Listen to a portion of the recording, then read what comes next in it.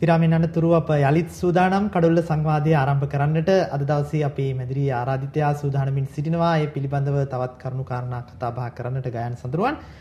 ගයන් අපි කතා බහ කරමින් හිටියේ මේ ක්‍රීඩාවට පුහුණු වීම කටයුතු සම්බන්ධයෙන් කොයි විදිහටද සිදු වෙන්නේ ඒ කාරණා පිළිබඳව.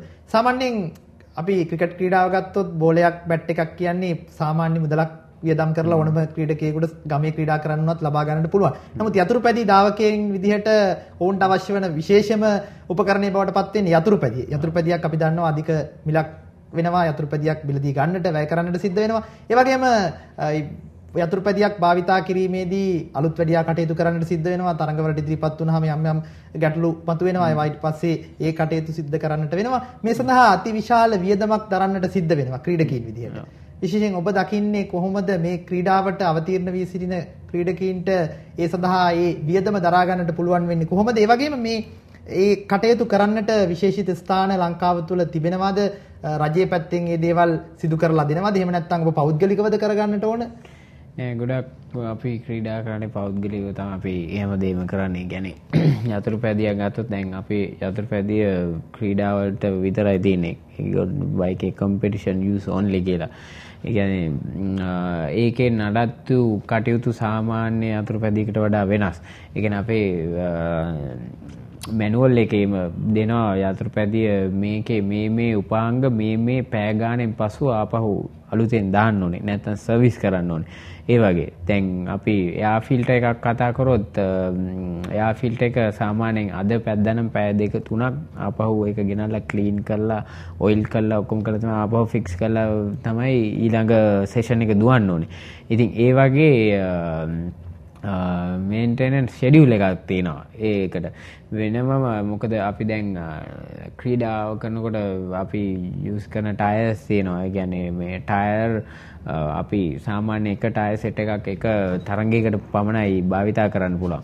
ඉතින් ඒ වගේ විවිධ දැන් අපි ක්‍රීඩා තරඟයකට ගියාම යතුරුපැදිය තමන් ක්‍රීඩා කරනවා නම් තමන්ගේ මිකැනික් ඒ කියන්නේ බයිසිකල් හදන එක්කෙනා ඉන්න ඕනේ. ඒ වෙලාවෙම තවන්ට එයාට උදව් කරන හෙල්පර්ස්ලා ඒ වගේ ගොඩක් ඉන්න ඕනේ. සාමාන්‍ය හරි ක්‍රීඩා කරද්දී ටීම් එකක් ඉන්න ඕනේ 4-5 දෙනෙක්. ඉතින් මේ ඔක්කොම එකතු වෙලා වැඩ කරන්න ඕනේ එක තරඟයකට සහභාගී වෙන්න. මොකද මේ අපි කාල ගණනය කරාට පස්සේ ඊට පස්සේ කරන මේන්ටෙනන්ස් ෂෙඩියුල් එකක් තියෙනවා. ඊට පස්සේ රේස් දවසේ පළවෙනි තරඟය ගිහිල්ලා ආවට පස්සේ ඊළඟ තරඟයට ඉදිරිපත් වෙන්න කලින් කරන්න ඕන දේවල් තියෙනවා. ඉතින් ඒ දේවල් කරන්න ඕනේ. ඉතින් ලංකාවේ ඇත්තටම කීපපලක් ඉන්නවා හොඳ මිකැනික්ස්ලා. ඉතින් ගොඩක් ඒ කට්ටිය මේ ක්‍රීඩාවට සම්බන්ධ වෙලා ඉතින් ගොඩක් ක්‍රීඩකයන්ට උදව් කරනවා. ඇත්තටම මූල්‍යමය පැත්ත බලන්නේ නැතුව ඇත්තටම මොකද මට මගේ ඉන්න මිකැනික් ඇත්තටම මට ගොඩක් හොඳ සහයෝගයක් දෙනවා. මේ මම ක්‍රීඩා කරද්දීත් මගේ යතුරුපැදිය හා සම්බන්ධව. ඉතින් ඒ වගේ පසුබිමක් තියෙනවා මේ ක්‍රීඩාව පිටිපස්සේ. මේ ක්‍රීඩාවේ දැන් යතුරුපැදිය ප්‍රධාන උපකරණයේ බවට පත් වෙනවා ක්‍රීඩාවේ නිරත වන ක්‍රීඩකයන්ගේ. අනෙක් දේ තමයි ක්‍රීඩාව පවත්වන්නට ක්‍රීඩා තරඟවලට සහභාගී වෙන්නට පුහුණු වීම වලට සහභාගී වෙන්නට වැදගත්ම ස්ථානය තමයි ධාවන පතය. අපි දන්නවා විජයබාහු මොටෝක්‍රොස් ෆොක්ස් හිල් මේ විදිහට ලංකාවේ ස්ථාන කිහිපයක් කේන්ද්‍ර කරගෙන තමයි වාර්ෂිකව යතුරුපැදි ධාවන තරඟ ඉසව් පැවැත්වෙන්නේ. ඔබ හිතන්නේ මේ ධාවන පත පිළිබඳව ලංකාවේ ප්‍රශ්නයක් තිබෙනවාද? ක්‍රීඩකීන්ට අවශ්‍ය ආකාරයට පුහුණු වීම කටයුතු වල නිරත වෙන්නට සාමාන්‍යයෙන් ක්‍රිකට් ක්‍රීඩාංගන නම් සාමාන්‍ය ඉඩකඩ ප්‍රමාණයක කරන්නට පුළුවන්. මේ ක්‍රීඩාව හිම අපහසු ක්‍රීඩාවක්. ඒ තුල මේ ධාවන පත පිළිබඳව මොකද හිතෙන්නේ ලංකාවේ? ඇත්තටම ලංකාවේ ධාවන පත ගොඩක් හොඳ මට්ටමක තියෙනවා. ෆොක්ස් හිල් සුපර්ක්‍රොස් විජයබා මොටෝක්‍රොස් ඒ වගේ ධාවන පත මම හිතන්නේ ගොඩක් හොඳ තත්ත්වයක තියෙනවා. විශේෂයෙන්ම මේ ධාවන පත ගොඩක් තියෙන්නේ හමුදා මූලස්ථාන ඇතුළත. ඉතින් ඔවුන්ගේ ආරක්ෂක හේතුන් මත හැම වෙලාවෙම ක්‍රීඩකයන්ට ඇතුල් වෙන්න හරි අමාරුයි. ඒ කියන්නේ ක්‍රීඩා කරන්න එන්න. අනිත් එක තමයි මේ ධාවන පත දැන් ක්‍රීඩා කරනවා නම් පුහුණුවීම් කටයුතු කරනවා නම් මේන්ටේන් වෙන්න ඕනේ. මොකද නැත්තම් ඒ කියන්නේ ක්‍රීඩා ධාවන පත ක්‍රීඩා කරන්න බෑ. ඉතින් ලංකාවේ එක ධාවන පතයක් තියෙනවා කුරුණෑගල විජයබාහු ධාවන පත. ඉතින් ඒක මේ අවුරුද්දේ ඉඳන් ඒ හමුදා මූලස්ථානයෙන් මේන්ටේන් කරලා ක්‍රීඩකයන්ට පුහුණුවීම් කටයුතු ඒක කුරුණෑගල ප්‍රදේශයේ තියෙන. ඉතින් පුහුණුවීම් කටයුතු කරන්න ඇරලා තිනවා. ඉතින් ඒක හොඳ දෙයක්. ඉතින් ඇත්තට විශේෂයෙන්ම අපි ස්තුති කරා කරන ලේඛනායක මේ විජේබාහු රෙජිමේන්තුවේ ඉන්න. ඉතින් මේ වගේ දෙයක් ප්‍රථම වතාවට හඳුන්වා දුන්න එක ගැන ක්‍රීඩකයන්ට ඇවිල්ලා පුහුණුවීම් කටයුතු කරන්න ට්‍රැක් එක ඇරලා දුන්න එක ගැන. ඉතින් ඒකට මම විශේෂයෙන් මේක හොඳ දෙයක් හැටියට දකිනවා. ධාවන පත පිළිබඳව අපි කතා කළා, යතුරුපැදි පිළිබඳව කතා කරා. සාමාන්‍යයෙන් ගයන් යතුරුපැදි ධාවන ක්‍රීඩාව තරමක් අවදානම් සහගත ක්‍රීඩාවක්. විශේෂයෙන් පසුගිය කාලේ ශ්‍රී ලාංකික ක්‍රීඩාලෝලන්ගේ විශේෂ අවධානය දිනාගත්ත අවාසනාවන්ත ආකාරයට යම් යම් ක්‍රීඩාවල නිරත වෙච්ච පාසල් ක්‍රීඩකීන් පවා ජීවිතක්ෂයටපත් වුණා. ඇතැම් අවස්ථාවල පුහුණු වීම අතරතුර විවිධ තරඟමාලාවන්ට සහභාගී වී සිටිද්දී යතුරුපැදි ක්‍රීඩාවේ අවධානම ඔබ මොකද හිතන්නේ? අවදානම් කියලා අපි ක්‍රීඩාවට අවතීර්ණ නොවී ඉඳීම නෙමෙයි කරන්නට ඕන. ආරක්ෂාකාරීව ඉසව්වට සහභාගී වෙලා ජයග්‍රහණයන් ලබාගෙන ක්‍රීඩාව ඉදිරියට පවත්වාගෙන යාම. ඒ පිළිබඳව මොකද ඔබේ අදහස? ඇත්තටම අවදානම් සහිත ක්‍රීඩාවක් යතුරුපැදි ක්‍රීඩාව. ඉතින් මං හිතන්නේ ඒකේ අවදානම ගොඩක් අඩුයි. ඒ කියන්නේ අඩුයි කියන්නේ ක්‍රීඩාවේ නියමිත ආරක්ෂක උපකරණ පැළඳලා නියමිත විදිහට පුහුණුවීම් කටයුතු කර නියමිත ප්‍රමිතියක් ඇතුව ක්‍රීඩා කරනවා නම් මං හිතන්නේ ඒක ගොඩාක් ලොකු අවදානම් තත්ත්වය අඩු කරගන්න පුළුවන්. ඉතින් මං හිතන්නේ අර ඒ ක්‍රීඩාවේ ප්‍රමිතියට අනුව ක්‍රීඩා කරනවා නම් ක්‍රීඩකයෙක් මොකද හරි නිවැරදි ආරක්ෂක උපකරණ මොකද ලෝකේ නිපදවලා තියෙන මේ ක්‍රීඩාවක් හැටියට මේ කියන්නේ ක්‍රීඩා කරන ක්‍රීඩකයන්ගේ නිවැරදි ආරක්ෂක උපකරණ. ඉතින් ඒ හරි ප්‍රමිතියෙන් යුතුව තියෙන උපකරණ පැළඳගෙන ක්‍රීඩා කරනවා නම් මම හිතන්නේ ඒක ඉතින් ලොකු ප්‍රශ්නයක් නෙවෙයි. හැම ක්‍රීඩාවක්ම අවදානමක් තියෙනවා. ඉතින් බැලුවොත් මම හිතන රග ක්‍රීඩාව ගත්තොත් හැම ක්‍රීඩාවෙම ගොඩක් ඉන්ජරිස් තියෙනවා, අතපය කැඩෙනවා, මේ වෙනවා. ඉතින් ඒක හැම ක්‍රීඩාවෙම දකින්න දෙයක් ඉතින්. සාමාන්‍යයෙන් ක්‍රීඩාවට සුලභ කාරණයක් අවදානම කියන කාරණේ. ගයන් සඳහන් කළා මේ සියල්ල එක්ක ආරක්ෂිත උපකරණ තියෙනවා. ඒවා පළඳින්නට ඕන. ඒ කාරණා එක්ක පුහුණුවීම් කටයුතු වල නිරත වීමේදී ක්‍රීඩාවේ ප්‍රධාන කාර්යභාරයක් ඉටු කරන විශේෂයෙන් ඉදිරියට තරඟයේ ඉදිරිපස තිරය පිටුපස දකින්න පුද්ගලයෙක් තමයි පුහුණුකරු. පුහුණුකරුවන් සිටිනවද ලංකාවේ? ඇත්තටම ලංකාවේ පුහුණුකරුවන් නැහැ. ගොඩක් විශේෂයෙන්ම අද මේ ලංකාවේ හිටපු ප්‍රවීණ ක්‍රීඩකයෝ ගොඩක් විදේශ රටවල ඉන්නේ. ඉතින් මං හිතන්නේ ලෝකේ මෝටර් යතුරුපැදි ක්‍රීඩාව කතා කරොත් ලෝකේ බිහිවෙච්ච පළවෙනිම ක්‍රීඩා පාසල කරපු ඔහු ජර්මන් ජාතිකයෙක්. ඔහු ඇමරිකාවේ තමයි පාසල පටන් ගත්තේ. ඉතින් ඒම ක්‍රීඩකයා අද ලංකාවේ ඉන්නවා. ඉතින් අද ලංකාවේ ඉන්නවා. ඇත්තටම ඔහු හිටපු ලෝක ශූරයෙක්. ලෝකේ හිටපු අවුරුදු 3ක් ලෝක ශූරතාවයේ දිනපු ශූරයෙක්. ඉතින් රාල්ෆ් ටෙම්බ්ලින් කියලා. ඉතින් මමත් ඔහු හා සම්බන්ධ වෙන ගොඩක් උත්සාහ කරා. ඇත්තට ටිකක් අමාරු වුණා. මොකද ඔහුගේ ඇත්තටම ඔහු දැන් මේ ක්‍රීඩාවෙන් ගොඩක් ඈත් වෙලා ඉන්නේ.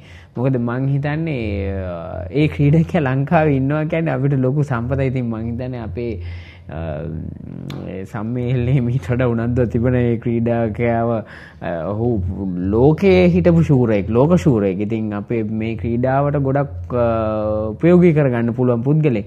ඉතින් ලංකාවේ ක්‍රීඩා පුහුණු කරුවන් මම හරි අඩුයි. ඒ කියන්නේ මම දැකලා නැහැ ගොඩක් ක්‍රීඩකයෝ ප්‍රවීණ ක්‍රීඩකයෝත් එක්ක එකතු වෙලා තමයි ක්‍රීඩා කරන්නේ. ඔබට පුහුණු කරුවෙක් සිටියද නැත්නම්? නෑ, ඇත්තටම මම ක්‍රීඩා කරද්දී මට පුහුණුකරුවෙක් හිටියේ නෑ. ඇත්තට මොකද මගේ තාත්තා මගේ බාපයි හැමෝම කරේ රෝඩ් රේසින්. ඒ කියන්නේ තාරපාරේ දුවන රෝඩ් රේසින් තමයි කරේ. ඉතින් ඇත්තට මම තෝරගත්ත ක්ෂේත්‍රය තමයි ඕෆ් රෝඩ් රේසින්. ඒ කියන්නේ මෝටර් ක්‍රොස්, සුපර් ක්‍රොස් කාණ්ඩය යටතේ. ඉතින් මම ඇත්තටම ජීය දාන්න පුරුදු වුණේ අවුරුදු 18න් පස්සේ. ඊට පස්සේ මම ක්‍රීඩා කරලා අනිත් ක්‍රීඩකයෝ ක්‍රීඩා කරනවා බලන් ඉඳලා ක්‍රීඩා කරා.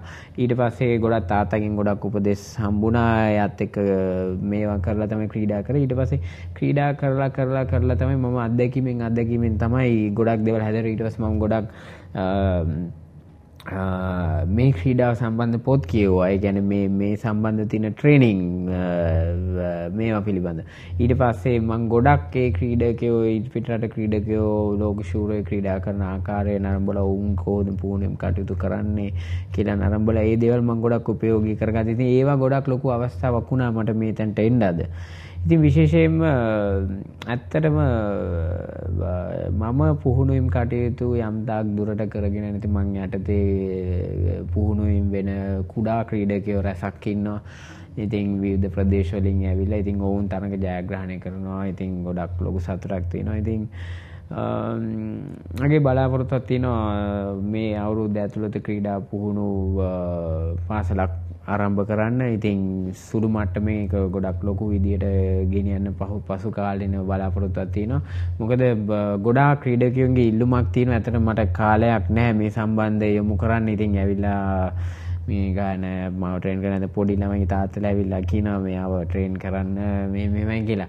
ඉතින් මම ගොඩක් ඔය එන කට්ටිය මම ට්‍රේන් කරනවා. මම ආය කිරීමක් අරගෙන ට්‍රේන් කරලා නෑ මෙච්චර කවදාවත් ගොඩක් අය. මොකද ඇත්තටම මම දැක්ක දේ තමයි මම ක්‍රීඩා කරන්නේදී මම මේ ක්‍රීඩාවට යොමු වෙන්නේදී මම පුහුණුකරුවෙක් හෙව්වා. මට ඇත්තට හිටපු ඒ කාලේ පුහුණුකරෙක් හොයාගන්න හරි අමාරු වුණා. හිටපු ප්‍රවීණ ක්‍රීඩකයන්ගෙනුත් අතරම වේවලේ ක්‍රීඩා කරන ක්‍රීඩකයන්ගෙන් ඒ දේ බලාපොරොත්තු වෙන්න බෑ. මොකද ඔවුන් තම ફોකස් කරන්නේ තමන්ගේ රේසින් ගැන. ඉතින් ඒක ඒගොල්ලන් වැරද්දක් නෙමෙයි. ඉතින් ඒක මම දැක්කා. මොකද මම පෞද්ගලිකව මම ක්‍රීඩාවට යොමු වෙන්න එද්දි මම මාර විදියට අමාරු වුණා මේ ක්‍රීඩාවට මේ වෙන. ඉතින් මම ඒක පෞද්ගලිකව මම විඳපු නිසා මම අද ගොඩක් එන අලුත් ක්‍රීඩකයන්ට ගොඩක් උදව් කරනවා. ඉතින් මේ ක්‍රීඩාවට එන්න ඕන විදිය කරන්න ඕන දේවල් පුහුණුවෙන් කටයුතු කරද්දී මම යටතේ පුහුණු වෙනවා. ඉතින් මම ගොඩක් සන්තෝෂෙන් පුහුණු මට එදා ඒ තත්ත්වෙ තිබ්බේ නෑ. මම මෙච්චර අමාරුවෙන් හිට මේ අලුතෙන් එන කඩියට එහෙම තත්ත්වයක් උදා වෙන්න ඕනේ නෑ. මේ හිටන ප්‍රවීණ ක්‍රීඩකෙක් හැටියට ඉතින් මොකද මේ ක්‍රීඩාව ඉදිරියට යන්න ඕනේ. ඉතින් යන්න ඕනේ හින්දා ඒ තත්ත්වෙ මේ මිනිස්සුන්ගේ හිතවල ඇති වෙන්න ඕනේ නෑ කියලා මට හිතුණ හින්දා මම ගොඩක් එන අලුතෙන් එන ක්‍රීඩකයන්ට ගොඩාක් උදව් කරනවා. සමහර අවස්ථාවල දැනටත් අපි දකිනවා පසුගිය තරඟවලදීත් විශේෂයෙන් අර ප්‍රවීණ ක්‍රීඩකීන්ගේ පවුල්වල ඉන්න පුංචි දරුවන් තරඟවලට සහභාගී වෙනවා. ඇත්තටම මේ ක්‍රීඩකයෝ ඉන්න අවුරුදු 10න් පහළ ශූරයෝ ඉන්නවා. අවුරුදු 14න් පහළ අවුරුදු 16න් පහළ ඒ වගේ ඇත්තටම දැන් ඔවුන් එක වයස් මට්ටමක ඉන්නේ නැහැ. ඒ කියන්නේ 10න් පහළ ශූරය වුණාට පස්සේ ඔහු අවුරුදු 14න් පහළ කාණ්ඩයට යනවා. ඊට පස්සේ 14න් පහළ ශූරය ඊට පස්සේ 16න් පහළ කාණ්ඩයට යනවා. එහෙම තමයි. ඉතින් එහෙම ශූරතාවලේ දිනාගත්ත ගොඩක් ක්‍රීඩකයෝ ඉන්නවා. අද ක්‍රීඩා කරන ඔවුන් තාමත් ක්‍රීඩා කරනවා. ඇත්තටම දැන් ඉන්න ගොඩක් දැන් මගේ ඉවෙන්ට් එකෙත් අවුරුදු 16න් පහළ 13න් පහළ ශූරතාවේ දිනාගත්ත ක්‍රීඩකයෝ අද අපේ ඉවෙන්ට් එකේ ඉන්නවා. දැන් ක්‍රීඩා කරන මම හිතන්නේ හොඳ ෆයිට් එකක් දෙනවා අපිට ගොඩක් හොඳ ෆයිට් එකක් දෙන ක්‍රීඩකයෝ පිරිසක් දැන් බිහි වෙලා ඉන්නවා. මම හිතන්නේ ඉදිරියේදී ශ්‍රී ලංකාවේ යතුරුපැදි ධාවන ක්ෂේත්‍රයේ තවත් නවකීන් බොහෝ දෙනෙකු ඉදිරියට පැමිණෙන්නට ඕන කියන කාරණේ තමයි ගයාන් සඳහන් කරන්නේ. ඒ වගේම අපි ප්‍රාර්ථනා කරන්නේ යතුරුපැදි ධාවන ක්‍රීඩාවට ඇලුම් කරන ආදරය කරන ක්‍රීඩාවත් සමග සිටින අයට ඒ ක්‍රීඩාව තුළින් ජයග්‍රහණයන් ලැබමින් ජාතික ජාත්‍යන්තර ශූරයින් බවට පත් වෙන්නට හැකියාව ලැබෙන්නට කියලා. ඒ කාරණේත් සමගින් අපි සූදානම් පුංචි විරාමයකට යමු වන්නට. විරාමයෙන් පසුව තවත් මේ ක්‍රීඩාව පිළිබඳව සහ ගයාන් සමග කතා බහ කරන්නට සූදානමින් සිටින්නේ අපි කඩුල්ලේ.